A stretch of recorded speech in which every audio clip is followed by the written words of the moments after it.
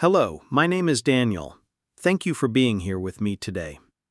If you enjoy real, heartbreaking cheating stories from Reddit, don't forget to subscribe to the channel, hit the like button, and leave a comment to share your thoughts.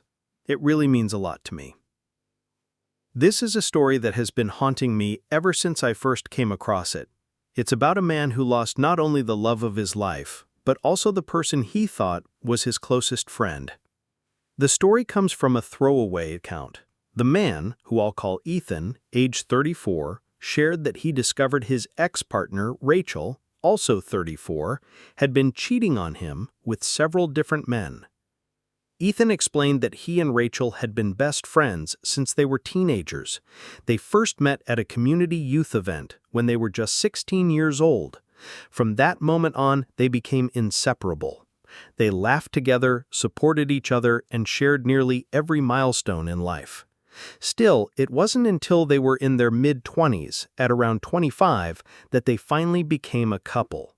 For Ethan, Rachel wasn't just a partner, she was family, his oldest and closest friend, the person who mattered most to him.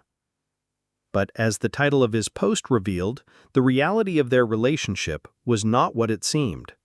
Over the course of their 7 years together, Rachel had been cheating on him with multiple men.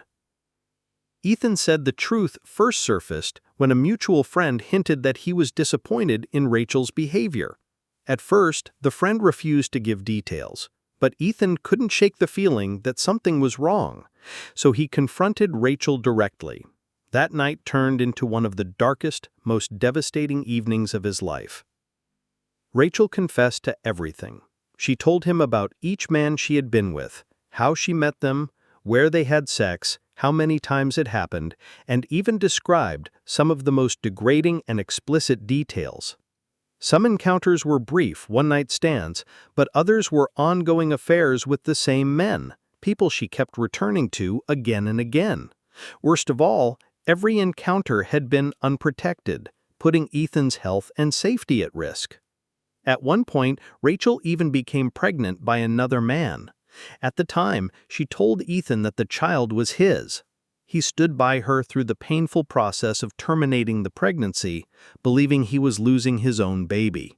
It wasn't until much later, during her full confession, that he discovered the child had never been his at all. That cruel revelation broke something deep inside him.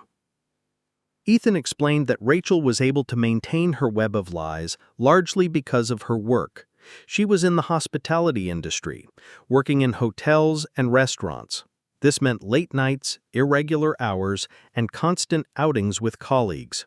Whenever she went out, she would keep her phone hidden in her bag and tell Ethan not to expect any replies. None of her coworkers even knew she had a partner. She wanted to enjoy the freedom of single life while also holding on to the security of a long-term relationship. In her words, she wanted to have her cake and eat it too. Ethan admitted they had officially broken up a couple of years before the confession, mainly because of her partying habits, but they had remained close friends. Still, hearing the truth shattered him. For the first week, he couldn't eat, couldn't sleep, and when he did sleep, he was tormented by nightmares of the acts Rachel described. He would break down in tears whenever he was alone. He had always been clear with her that cheating was the one thing he could never forgive. Learning she had done it repeatedly for years left him feeling like the entire relationship had been a lie. He felt robbed, not just of those 7 years, but of his best friend too. Months later, he confessed he was still struggling. Thoughts of Rachel dominated his mornings and haunted his nights. The sadness was so heavy, it disrupted his work and damaged other personal relationships. He no longer recognized himself. His confidence was gone. Ethan ended his post by asking for advice. He wanted to know how to cope, how to rebuild, and how to live with the unbearable truth. Later, he added some updates. First, he clarified that he had cut all contact with Rachel. They had tried to stay in touch for a couple of months, but it was too painful. He got a new phone, deleted social media, and erased every trace of her. Second, he began therapy, which helped him through the worst of the pain. Third, he got tested for STDs, insisting that Rachel do the same. Thankfully, both were clear. Fourth, he forced himself to exercise every day. It became the only way he could release the nervous energy constantly coursing through him. Fifth, he started venting to close friends, though shame kept him from fully opening up. Finally, he said he was learning to accept Rachel for who she truly was, rather than clinging to the image he once built of her. Ethan ended by thanking the community for their kindness, sympathy, and encouragement. In his darkest days, their words were what helped him keep going. This story is a painful reminder that betrayal doesn't just break your heart, it rewrites your entire past, leaving you wondering if any of it was ever real. It's hard to put into words how cruel it felt, not just that Claire betrayed Ethan, but that she told him everything in such brutal detail. Every sordid memory she described was like reopening a wound and twisting the knife deeper. Why would someone who claimed to love him do that? Why describe every encounter, every location, every reckless choice? It broke him in a way that even therapy struggles to touch. No matter how many sessions he attends, no matter how much progress he makes, whenever he thinks of her, the images flood back. And with those images comes the suffocating weight of history, a past that he desperately wishes he could erase. It is impossible to see her now without remembering. Every time her face crosses his mind, the shadows of betrayal return with it. Therapy helps him breathe, but it doesn't erase what she did. Even if he never speaks to her again, she lingers like a ghost, unwanted and merciless. That's the thing about memories. Once they're carved into you, you carry them forever. And then there's the question that gnaws at everyone who hears this story. How could Claire treat someone who gave her nothing but loyalty like that? How could she destroy the person who trusted her with her whole life? It feels senseless, cruel beyond reason. The pain she caused isn't just a scar. It's a reminder that love can sometimes be nothing more than an illusion, shattered in an instant. When this story was shared online, the comments were raw, empathetic, and direct. One person, who called themselves Master of Heart, wrote, "Cut contact with her permanently. Block her everywhere. Don't even peek at her social media. Vent to friends if you need to, but don't let her steal another second of your life. You were unlucky enough to meet someone broken, someone who lacked empathy. That is not your fault. Therapy is an option if you need it, but more than anything, seek new friendships and new memories. Build a life that has nothing to do with her." That comment struck Ethan deeply. It reminded him that what Claire did wasn't a reflection of his worth, but a reflection of who she was. Another voice, a user named Nalux, kept it simple. Get therapy. She's a terrible person. Short words, but true. Then came a longer, harsher response from someone named Hero Danny. They quoted Ethan's words about the child, the pregnancy that wasn't his, the abortion he thought was for their baby. Hero Danny didn't hold back. "Dude, what the hell? I know this feels impossible, but listen, that girl you fantasize about, the one who's been your best friend since you were kids, the one you thought you loved, she never really existed. That was a dream you built in your mind. The real woman is the one who lied, cheated, and destroyed your trust. The real Claire had no judgment, no empathy. Any man who knew what she did would run from her. She's rotten at her core. But here's the truth. You didn't lose anything worth keeping. She lost everything when she lost you. You were loyal. You kept your promises. You loved her. And she threw that away. You might feel like the one who lost, but believe me, her loss is far greater than yours." Those words hit Ethan like a wave of cold water. It's hard to believe them when your heart still aches, but there's something liberating about realizing that betrayal says more about the betrayer than the betrayed. Hero Danny continued with some personal advice. "I'm no professional, but if therapy isn't for you, Start lifting weights, buy a motorcycle, get on dating apps and meet people who deserve you. Don't let her define you. My heart breaks for you, but you will get through this. And when you do, you'll be stronger than ever. And then, as always, the question was turned back to the community. What do you think Ethan should do? Apart from moving on, is there any other way he could rebuild himself?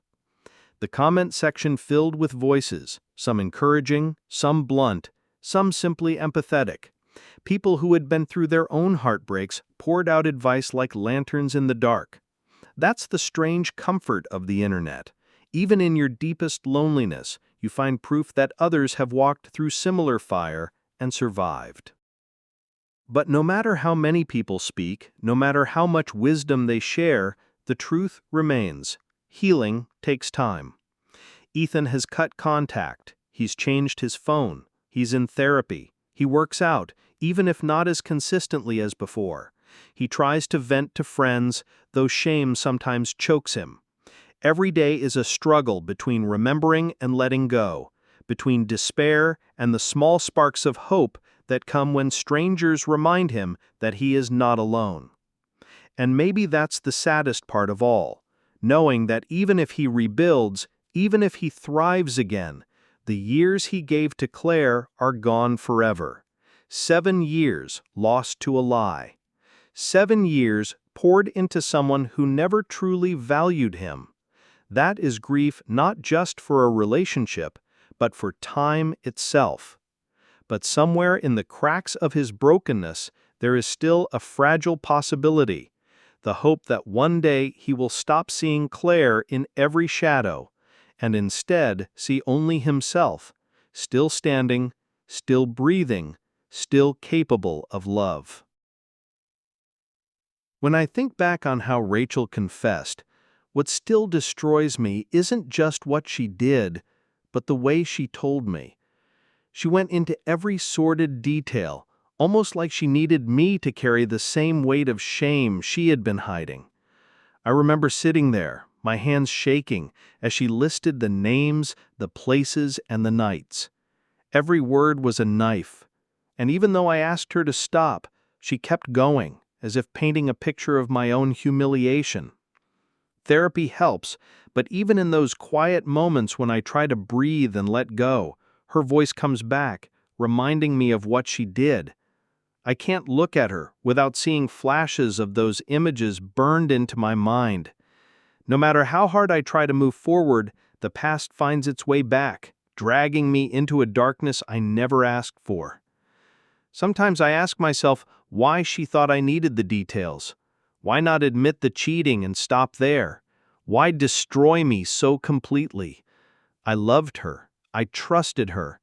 And yet she tore me apart in a way I can never fully recover from. That isn't love. That's cruelty. The comments under my post were filled with voices of people who cared, strangers who felt my pain more than Rachel ever did. One commenter, who went by Master of Heart, told me flat out to cut all contact, they said. Block her on everything. Don't look at her social media. Don't respond if she reaches out. Don't give her 1 more ounce of your time. She already took too much. She is someone who never deserved your love in the first place. Another person, Nalox, simply wrote, "Get therapy. She's a terrible person." Short words, but true. Then came a longer, harsher response from someone named Hero Danny. They quoted Ethan's words about the child, the pregnancy that wasn't his, the abortion he thought was for their baby. Hero Danny didn't hold back. Dude, what the hell? I know this feels impossible, but listen, that girl you fantasize about, the one who's been your best friend since you were kids, the one you thought you loved, she never really existed. That was a dream you built in your mind. The real woman is the one who lied, cheated, and destroyed your trust. The real Claire had no judgment, no empathy. Any man who knew what she did would run from her. She's rotten at her core. But here's the truth. You didn't lose anything worth keeping. She lost everything when she lost you. You were loyal. You kept your promises. You loved her. And she threw that away. You might feel like the one who lost, but believe me, her loss is far greater than yours. Reading that broke me again, but in a different way. For so long, I believed I was the one who lost everything. But maybe, just maybe, I needed to see that she was the one who destroyed her future. I could heal. I could rebuild. But she would have to live with knowing she lost someone who genuinely loved her. That same commenter gave me some advice too. If you don't want therapy, then start lifting weights, pick up something that scares you, like riding a motorcycle, or go on dating apps and meet people who deserve you. Don't let her define the rest of your story. Write a new one. It's easier said than done, of course. Nights are still the worst. But small steps matter. Going outside, moving my body, talking to people who don't know Rachel, all of it slowly creates new memories that don't belong to her. I often wonder if the pain will ever truly fade. People in the comments said it might never disappear completely, that I'll carry it in some form for the rest of my life. But maybe it won't define me forever. Maybe one day, when I look back, I'll see not just what I lost, but what I survived. To anyone who's ever had their heart broken this way, I hope you know you're not alone. When the betrayal rewrites your past and leaves you feeling like nothing was real, it's easy to drown in despair. But we're still here, we're still breathing, and we still deserve love that doesn't destroy us. If Rachel and I were ever to try again, it would have to be on my terms. I could never let myself fall into the same trap where she held all the power and I was left broken on the floor. I know her well enough to see the way her mind works, how she twists situations to make herself seem small and fragile, when really she is calculating her next step. I promised myself I would never allow her to stand over me with that same advantage again. Some of you might wonder why I would even consider giving her another chance. I ask myself that too, in the quiet moments when the loneliness claws at me. The truth is, despite everything, she has been my closest friend for years. When things were good, we had this rhythm, this unspoken understanding that made the days less heavy. She isn't the type of woman I imagined myself with, but she's still striking in her own way. And now, after all I've endured and the changes I've forced myself through, it seems I've become someone she suddenly wants. It's strange, though. I keep thinking, why now? Is she only reaching for me because she lost her friends? Because she can no longer bury herself in the attention of strangers at parties? Does she see me as some safe harbor to cling to until she finds her way back into another crowd? That thought makes me sick. It feels less like love and more like desperation, disguised as affection. And then there's her jealousy, that sharp edge I've seen too many times. What happens if she pulls me in only to discard me once she feels whole again? What happens when she realizes she misses the chaos of other men? The way she once flipped from wanting me to humiliating me at a party still lingers like a scar that won't close. I read through the comments again. One voice, Carrigan Pintacalba, echoed my fears. He wrote that Rachel had already torpedoed the first chance we had, that she only turned to me now because her world had collapsed and I was still here. He warned me that once she rebuilt her circle, once she found validation elsewhere, she would vanish, leaving me emptier than before. Deep down, I know he's right. Another person, Illy, said, maybe I should test the waters with something small, like a simple date, nothing heavy, just a way to see if there's anything real left, or if she's only using me to fill her loneliness. But even the idea of sitting across from her, pretending we are just two people trying to laugh over coffee, makes my chest tighten. Then, looking for PT chimed in, reminding me that, yes, I've changed into someone Rachel suddenly finds attractive, but that doesn't mean she has become the kind of person I want to love. The advice was clear. Unless I can completely let go of the pain she caused, stepping into something again with her will only poison me further. Crushes that last years aren't built on reality. They're built on familiarity, on proximity, on the dream of what we hope someone is.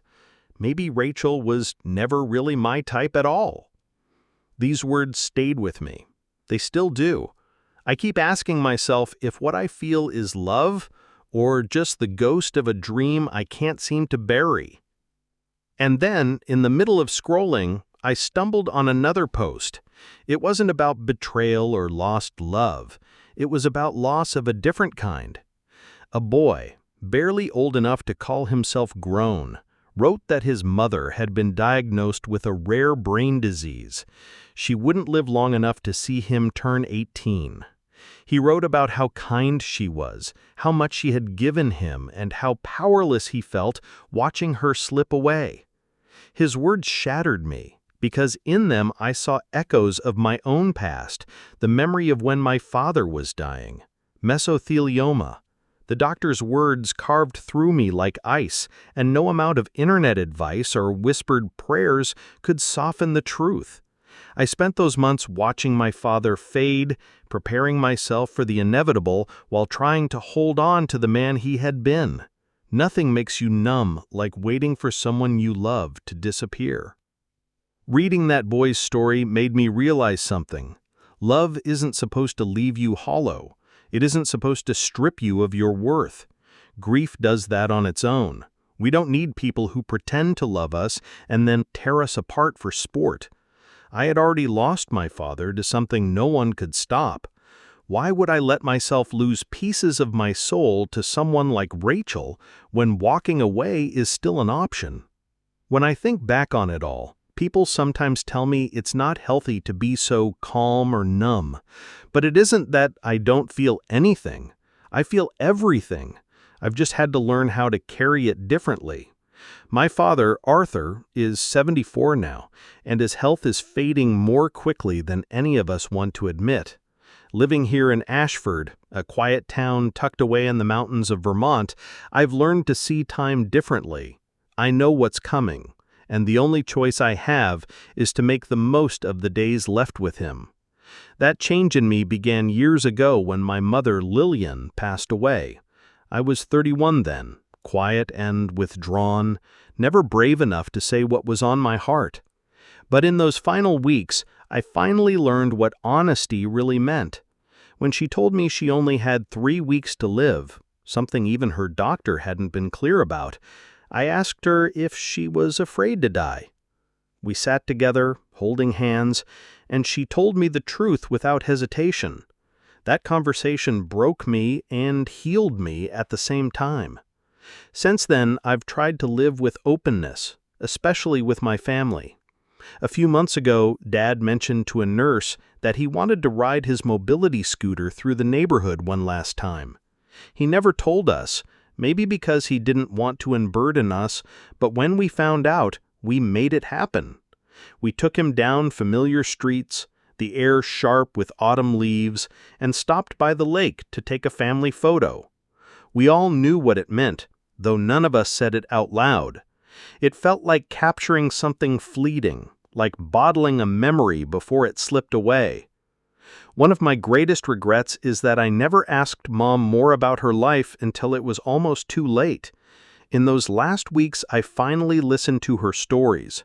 Her childhood in rural Maine, her first job, her favorite recipes. I carry those memories now like treasures, wishing I had gathered more. That's what I want to hold on to with Dad as well. Conversations, stories, fragments of who he is. It's all I can do to prepare myself for what's coming. So, if there's anything I can say, it's this: be open, ask questions, take the photos, write down the recipes, let yourself cry, but don't let grief swallow the days you still have, because one day those small things will be the only things left, and you'll cling to them the way I do now. Stories like this are not just about loss, they're about the quiet lessons grief leaves behind. Many of us live as though tomorrow is guaranteed, putting off conversations, avoiding uncomfortable truths, or assuming there will always be time. But the truth is, time is fragile. We rarely know how many days we have with the people we love. That is why openness, even when it feels heavy, matters so much.